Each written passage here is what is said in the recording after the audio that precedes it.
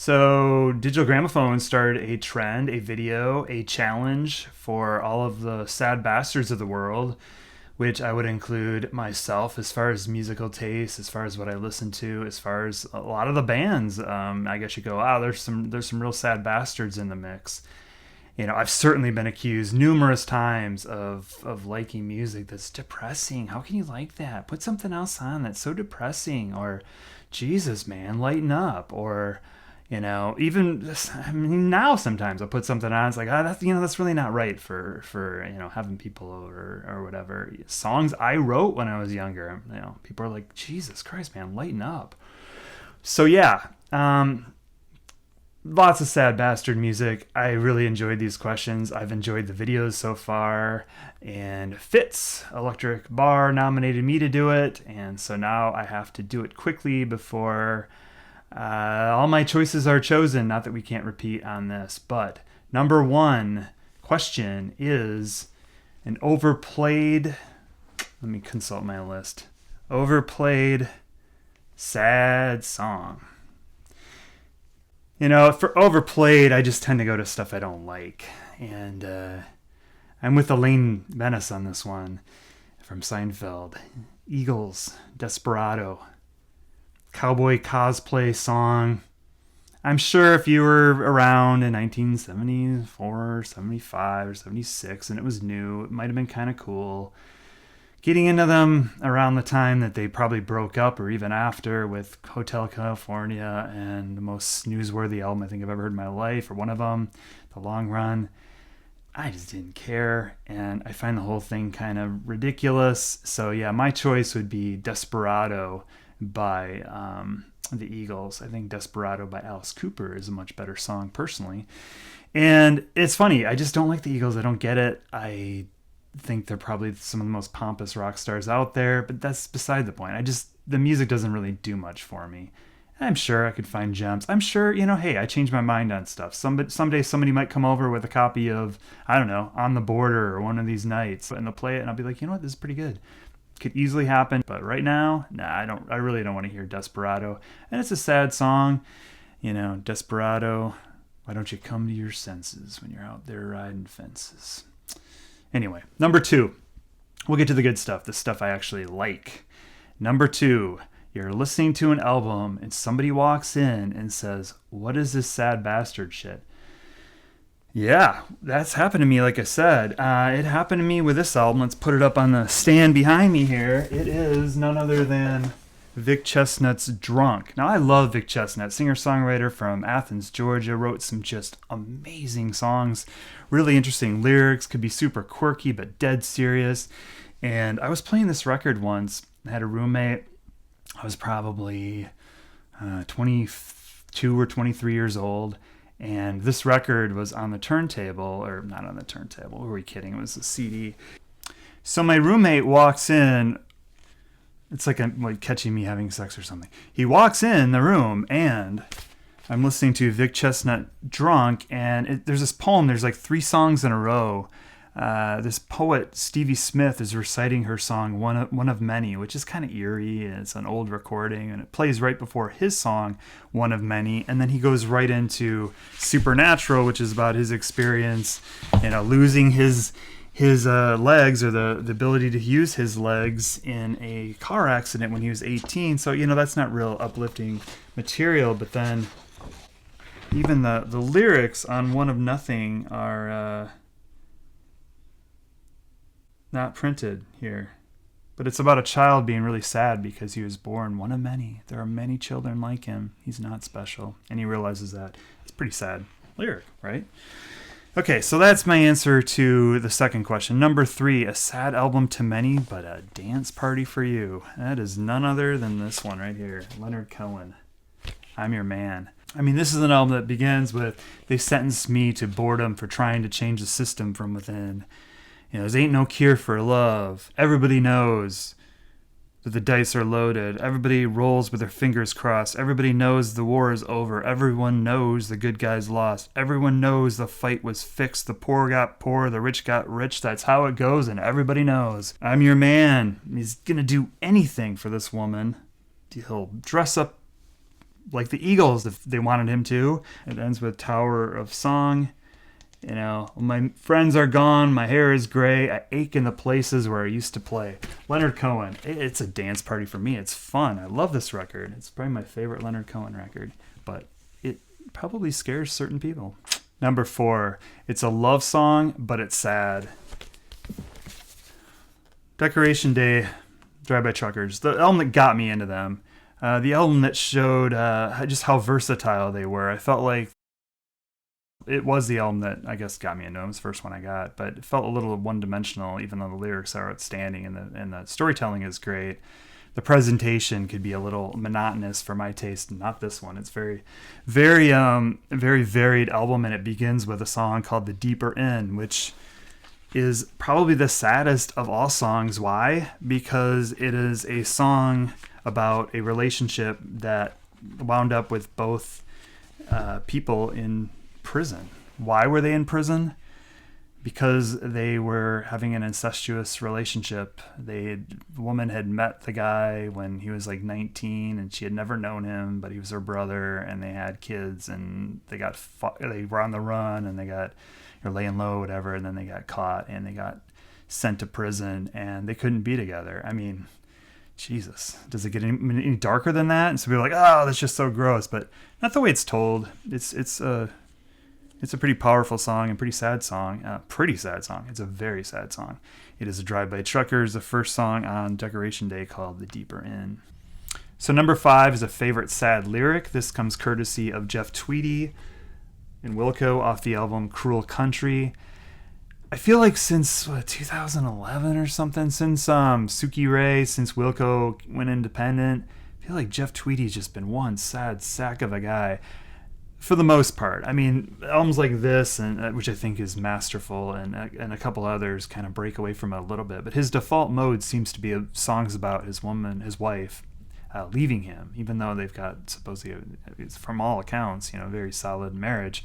He lives in fear of that, and he writes about it. A similar artist that I'm not going to show records from today, but is very, very much the same, is Matt from The National, writing songs about his wife potentially leaving him not being good enough, him not living up to expectations.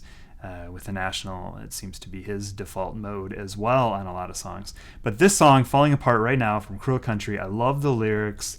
They're a little bit more humorous. Now don't you go lose your mind while I'm looking for mine. You're going to have to stay strong a little longer this time. I know our hearts aren't a la carte, but baby, being blue, when it comes to me and you, it's always on the menu. So sit down, because I'm going to be the one that's falling apart right now. You wait your turn to fall apart. It's my turn right now. Number 6 is a breakup song or album. It is Gentleman for me, from 1993 by the Afghan Wigs. Vicious album. Dangerous, dark, with a perfect album cover. Is there a better album cover for a breakup album than this? Gentlemen, I stayed in too long. She was the perfect fit, and we dragged it on and on, started to make each other sick. You think I'm scared of girls? Well, maybe, but I'm not afraid of you. I mean, it's just, dark stuff, but supposedly it's kind of about a relationship as it's breaking down. It's like a lot of sleeping around or having sex and then just getting tired of it, and you're stuck with this person that you had no right to ever sleep with because you have nothing in common with and you can't stand their presence. I mean, it's dark. It's a very non kind of melancholy sad bastard record. It's an active sad bastard who, when this is all over, is going to be more of the melancholy kind of sad bastard. But Afghan Wigs, Gentleman, I played it today and I absolutely loved it. Whew. But yeah, it's a dark one. The Smiths. Pick a Smiths song. Favorite Smiths song. Mazzy beat me to it. Girlfriend in a Coma is probably my favorite. It's my introduction. It's the first song I ever heard by the Smiths. But there's so many to choose from. Heaven Knows I'm Miserable Now would be one of them. But I tended to go for his solo songs. So I just want to mention a couple of them. I don't have any of this stuff on vinyl. I used to have a bunch of his stuff on CD, and haven't replaced it. And honestly, there's only kind of a handful I really want to replace because I don't listen to it very often anymore. But I listened to it all the time in high school. But okay, that's beside the point. What is the lyric? It is, well, there's two songs I want to mention. One of them is, I hate it when our friends become successful. Okay, that's like really sad bastard shit. Oh, I'm so jealous that our friends are all successful. And then there's a sad bastard that won't go away, which is kind of what he is right now, where the more you ignore me, the closer I get. Like, I'm not going away. I'm going to be in your face. I'm Morrissey, and you're just going to have to live with me. So, yeah, that's my number 7. Show a Smith song or lyric and talk about it. Number 8, we've got the saddest song by a popular band. I thought of several, and then I was like, well, what's a popular band? Realizing that I should probably pick a band that literally everybody knows. And I thought of a band that some people would probably, or some people that aren't that into them, think of like, wow, it's just a great guitar player doing a blues rock with a screaming vocalist. It kind of set the template for a lot of like maybe the hair bands that would come a decade later. I'm talking about Led Zeppelin. That, of course, is not the way I see them at all. I absolutely love Led Zeppelin. They put out 8 records, and every single one of them has its moments of great guitar work, but also some like fragile beauty going back to like Led Zeppelin 2 and Thank You. I'm thinking of a song off of Led Zeppelin 4. It's probably, along with the Raiden song, probably my favorite, one of my favorites, if not my favorite Led Zeppelin song. I'm talking about the song Going to California. Spent my days with a woman unkind, smoked all my stuff, drank all my wine, made up my mind to make a new start, going to California with an aching in my heart. Someone told me there's a girl out there with love in her eyes and flowers in her hair. So it's sad. This woman, kind of screwed him over. It just didn't go well. Probably drank some really nice wine, and weed maybe wasn't so easy to find, even if you're Robert Plant, although I kind of doubt it. So he took his chances. He got on a big jet plane. The sea was red, the sky was gray, and he wondered how tomorrow could ever follow today. But the mountains and canyons started to tremble and shake, and the children of the sun began to awake. And then I get to my favorite part. To find a queen without a king, they say she plays guitar and cries and sings. Ride a white mare in the footsteps of dawn, trying to find a woman who's never, ever, ever been born. That's kind of sad, right? Trying to find this perfect woman that doesn't exist. Beautiful song, though. I absolutely love it. And I always see it as pretty optimistic. He's not settling for anything less than who he really wants to be, who he really wants to meet. And he's going to go to California and make a new start. I went to California. I felt optimistic. This song would go through my head quite a bit.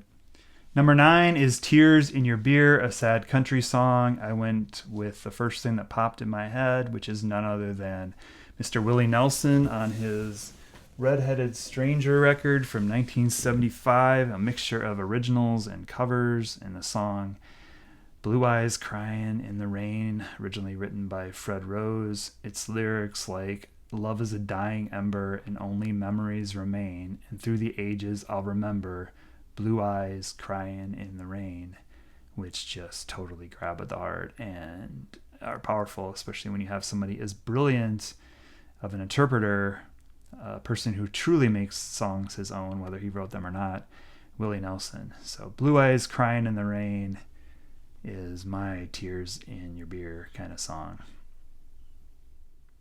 So number 10, your favorite sad soundtrack. I don't know if I bought a soundtrack album since I started buying vinyl again, like 10 years ago. For the reason I hated buying them as a kid. Why are you buying a soundtrack for a couple songs?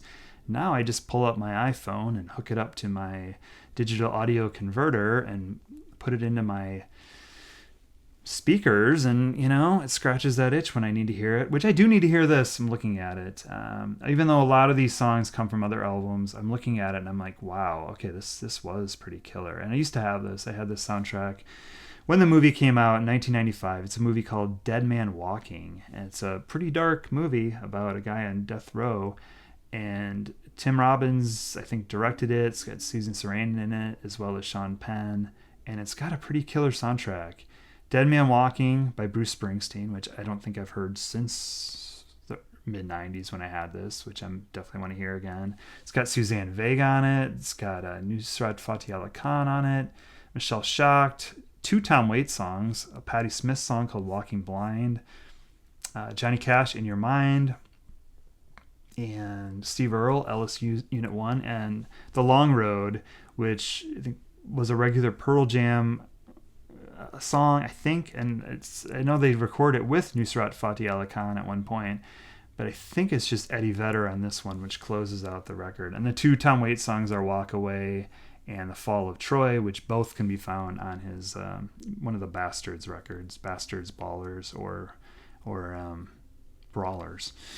So anyway, that's my pick for best soundtrack. Number 11 is I'm Only Happy When It Rains. Well, it rains a lot in Seattle, in this Seattle area that I live in, and I don't like it at all. I'm not really that happy when it rains. And music gets played all the time when it rains here because it rains all the time. And so I don't really think like, oh, it's a rainy day, I should put on a record. I did that when I lived in Oakland. I remember that. Wow, it's a rainy day. Holy crap, did you enjoy the rain? Oh my God, I read like 2 books and it was so cozy and all these blankets. I just loved it. We really talked like that because it was really rare. Now it happens all the time. Anyway, there's a real sad sack, a sad bastard of a guy that I absolutely love. I think he's one of the best songwriters, period, which I talked about in my last video. I'm wearing his former band's t-shirt, none other than Paul Westerberg. This is the album Stereo.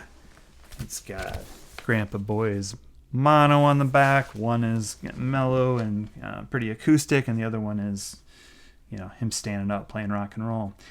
So the lyric that comes to mind, or the song that comes to mind for this, is the song Let the Bad Times Roll. The guy's brilliant at puns, and they tend to be pretty dark. Like It's a Wonderful Lie. And this song, Let the Bad Times Roll. The lyric is, song begins, the good times hide, and so do I. Out of my control, I dig a hole. I'm gonna let the bad times roll. It's Paul Westerberg. Sad bastard from Minneapolis. Number 12, the sappiest, corniest, happiest bullshit song you've ever heard. I was tempted to look to my collection for this, but then I was like, why would I have this? Like, if it's truly the sappiest, corniest, happiest bullshit song I've ever heard, it's not anywhere near my records, and certainly not something I would buy when I could stream that sappiest, corniest, happiest bullshit song I've ever heard once and be done with it again for the rest of my life. The song that comes to mind, and I apologize for everyone watching this because I guarantee it's going to get stuck in your head, and I am truly sorry because I hate that it's in my head right now, is a song, and I didn't look it up because I don't want to hear it. I think it came out in like 1990. It's by a band called Delight, and the song was Groove is in Your Heart. Groove is in your heart. And had this like slide, like children's toy, like slide whistle thing throughout it, and super like just gaudy, bright, like fluorescent orange and yellow, neon, green, dancing around, and it was on MTV constantly, looking for like cool rock videos or whatever. I remember, I think I was in college, maybe the very beginning of college, and that song was on all the time. Groove is in the heart. Groove is in the heart. Okay, I'm going to stop singing it, but my apologies, because I know I'm like, it's in your head now. Sorry, not sorry, I guess. Okay, at number 13, I get to shout out a sad bastard to do this vinyl tag. Okay, it is about 1:30 in the afternoon on Sunday, December 1st. I might not post this for a little while. I'm gonna name the Dark Stuff. He is going to get tagged, David the Dark Stuff, with this. I know he listens to some sad bastard music as well, and maybe at times would consider himself a sad bastard. And again, like some other people have mentioned, like mental health is a serious thing. I know for me, I don't listen to this music to be bummed out. I listen to music because I feel a connection. It makes me feel more human. It makes me feel understood. It makes me connect to the artist, connect to myself. hearing beautiful music, whether it's depressing or uplifting,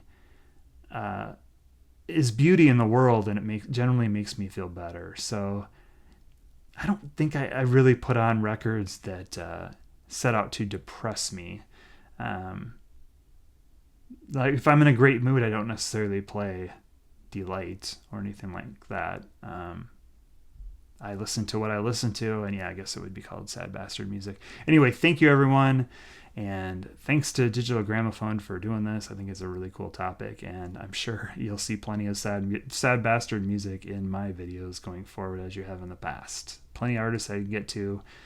There's only 12 questions related to that, so thanks.